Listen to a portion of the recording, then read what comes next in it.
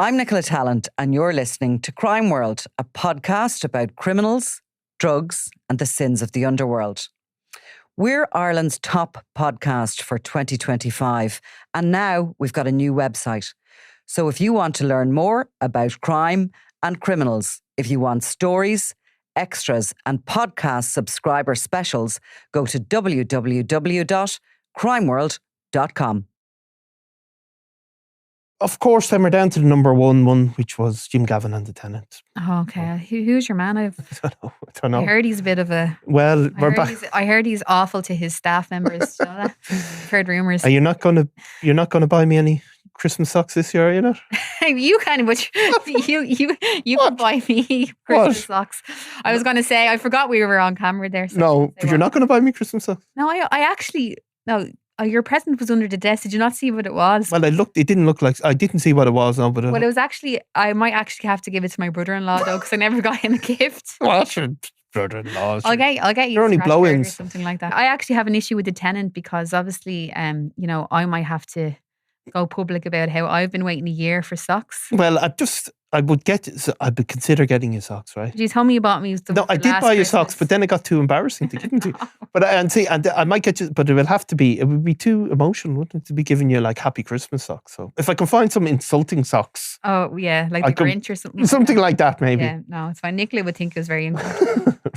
Right, so that was on our audio. Yeah. And basically 2/3 of the listeners are on audio, 1/3 are on YouTube. Yeah. And it's interesting that there are different listeners or different watchers in YouTube's case. Like what's popular on one platform. I mean, obviously some of the big stories are popular everywhere, but different things work better on YouTube. There's probably more of a gangland interest on YouTube, and some of the more personal kind of local stories do well on the other platforms. I always wonder, do you think people see though and say, I don't want to listen to her or I want to listen to him? Well, probably. Like obviously they see you and they think I'm definitely going to play this. No, I always genuinely I can tell you, and this is not complimentary to myself, but the YouTube skews very male. So there's more men watching YouTube, which maybe you're and late at night and on their TVs, on their smart TVs. So men watch you late at night. Well, they don't watch me. I'd say are missing a Nicola. Yes, fans of Nicola. Well, anyway, so do you want to guess what was the most viewed story? I think I know this one. Go on. Jerry. Yes, Jerry Hutch the monk. So part one, the first part of it, even though it was first broadcast in November 2024. Last year, it was still the most watched. And obviously, a lot of that would come from the fact that Jared Hutch continues to make the news. And every time he's in the news, we get a few more watches on YouTube. Mm-hmm. And of course, it's become iconic, some of the stuff. And even, some of the impressions of him on it have become iconic. Yes. So he was number one. Mm-hmm. The Tenant, we move on again, number two. Number two. So on both multi-platforms. So, but number three was a story, and I suppose it shows a couple of things. It was called Inside Scotland's Gang Wars and Its Ties to the Kinnan Cartel. Yeah. So this is where myself and Nicola were speaking about a kind of a long-running feud in a sort of 2-decade feud, I suppose, in Scotland between two families, the Daniels and the Lyons families, that have, I suppose it's something very similar to what we went through ourselves following the Regency, but probably the interest comes through things which are shown how it mimics how the Kinnan Cartel rose to become probably one of the biggest drug gangs in Europe, and how they managed to incorporate Scottish organised crime in particular into their drug dealing operation. Yeah, they have tentacles everywhere, don't they? It's only really when they have tentacles everywhere, but in Scotland those ties were a lot more substantial, I suppose. And what the Lyons gang really became one of those, kind of a franchise for the Kinnan Cartel in effect. The Daniels family had been, the criminal members of that gang had been sort of come to prominence during the rise of heroin in Scotland. They had become one of the first gangs to become multimillionaires through selling heroin. They controlled a large part of that drugs trade. And in their wake came up kind of a younger set of guys that included people like Stephen Lyons. Obviously, there was a fallout, a big fallout over a missing drugs. Really, the usual story, and it sparked a wave of killings. And at one point, Stephen Lyons, after some of those more serious shooting of key members of the Daniels gang, he fled to Spain, and while in the Costa del Sol, he really forged ties with the Kinahans. And as they rose, he rose. But what happened, I suppose, to them was that as the Kinahans went to Dubai, so did Stephen Lyons. But again, more young guys came up, and while that feud continues to this day, it's become more complex. And we've seen again and again this year alone how the connections between Ireland and Scotland in terms of organised crime that played out in particular in cases like the MV Matthew, where there certainly was a heavy involvement of both Scottish and Irish and the Kinahan cartel. I mean, the MV Matthew, obviously people remember as over 2 tons of cocaine was seized off the coast of Ireland. 57 million, it's a lot. And so Scottish organised crime and Irish organised crime were hand in glove with that. And even last week we spoke about a separate case where there was a conspiracy to land another shipment of cocaine off the coast of Ireland. And a number of people were done. But again, there's the Scottish link. Yeah, and obviously we've done a lot of stories about the double murder in Costa del Sol in Spain. It was Stephen Lyons' younger brother, wasn't it? Yes, it One of was. the victims. And a guy called Ross Monaghan. Yeah. And they were shot in an Irish bar in Fungarola. And again, there's ties, the investigation of that murder, which is ongoing. But again, it shows ties to gangland in Liverpool. And of course, in Liverpool, again, the people like the Byrne organised crime gang were really very prominent figures in the drugs trade in that city. So those ties, I think, are of huge interest to people. And what's gone on in Scotland is those shootings were part of a wave of violence that occurred, and you had the rise of other people like a guy called Ross McGill. Mark Richardson. And Mark Richardson would be a key player, though he's behind bars and is kind of a generation older. But those are kind of like we had in the Hutch Kinahan feud, where you have these people that are loosely associated with those core figures who continue to fight over it.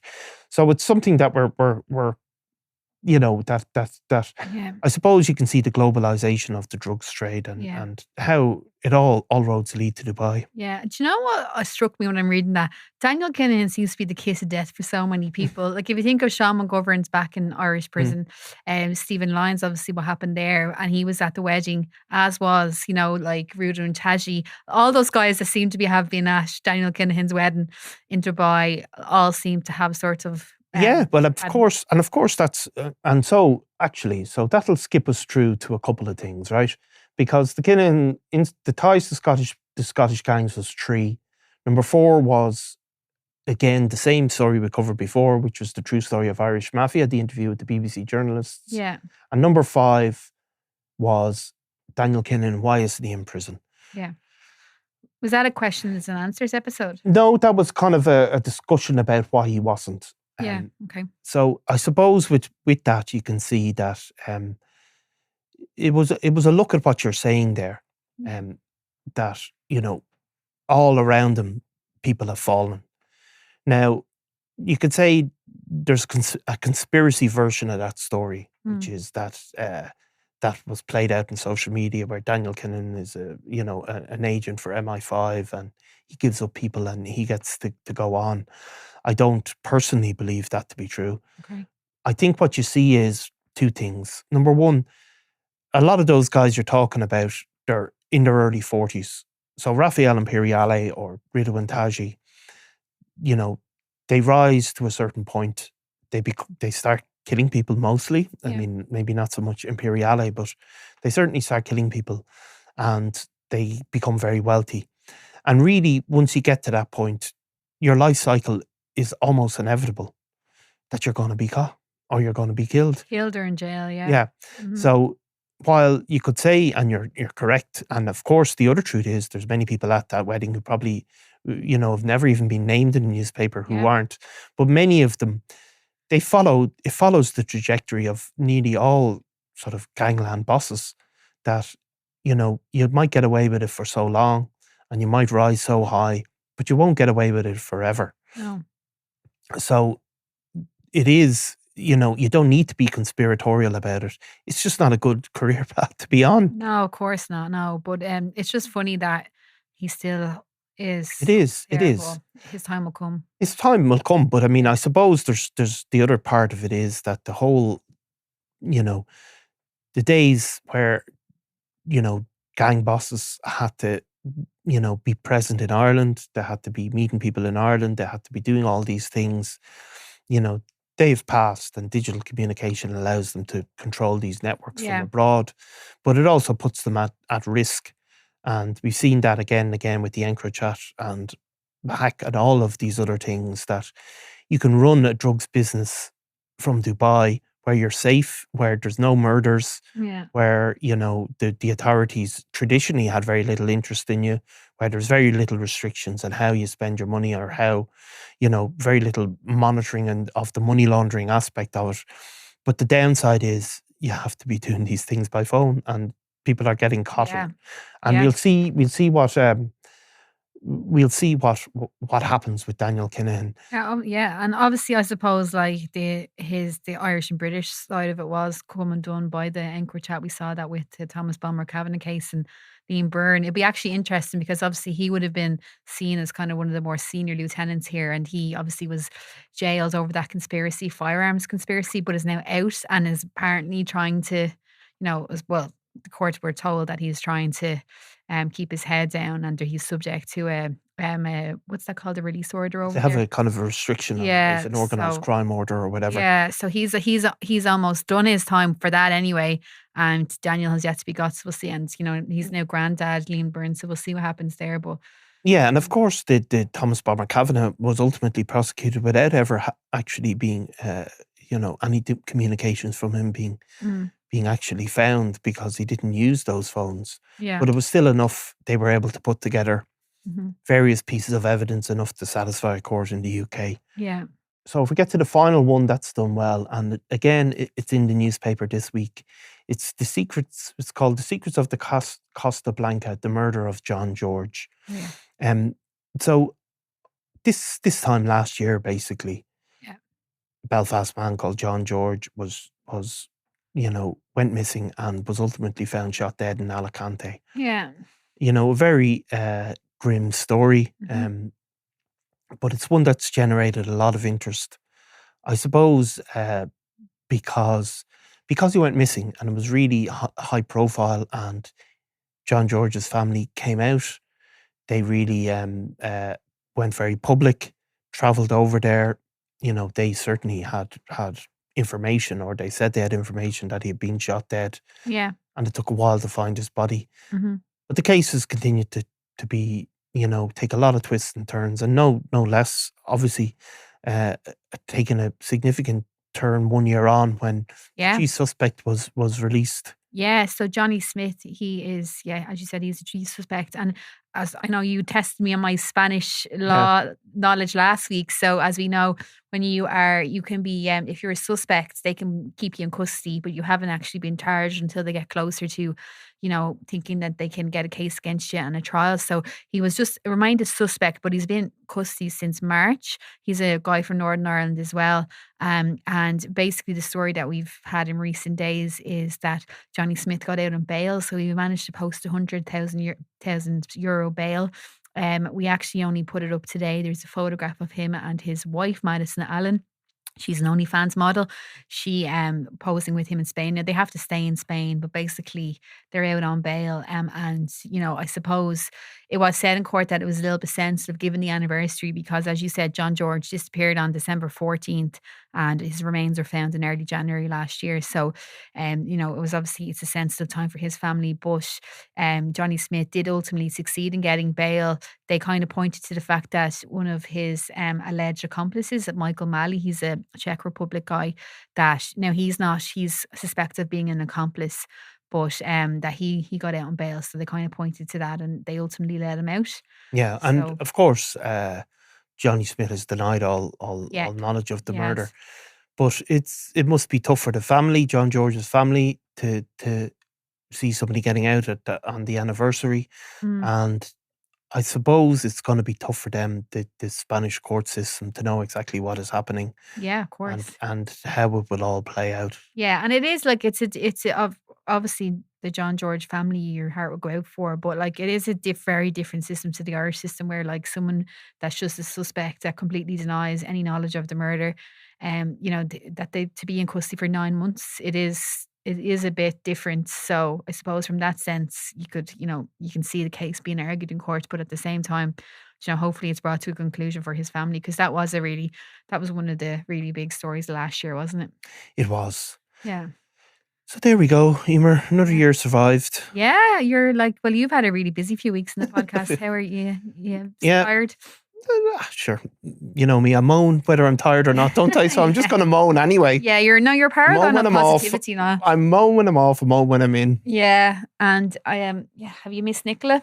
I have, I think, it'd be great to have her back. We've obviously for us, which is, you know, not as big a deal for the public, I suppose. We've launched crimeworld.com, and that's been a huge piece of work, hasn't it? It has been, yeah.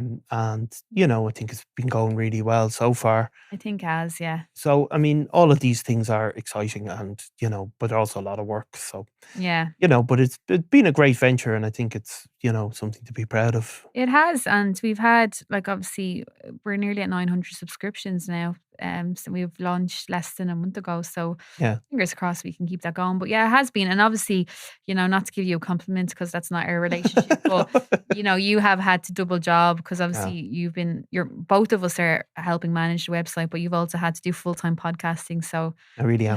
You have done well, Niall. I really am amazing. Well, I wouldn't go that far. Well, I would say. But it is been, Nicola's obviously been missed. Yeah, I'm sure she's been missed by the listeners, but you have done you had a lot of work going on. So Chloe tells me there's Niall Donald fatigue, but it's not too bad.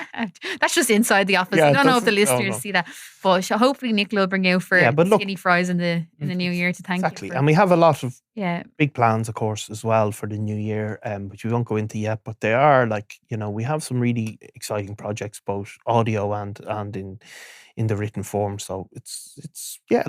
It's great. Stay tuned. And you know, I hope my socks come pretty soon. Oh, my socks come pretty soon. Well, we'll see. I want cats on my socks. Cats on your socks? No, that's two.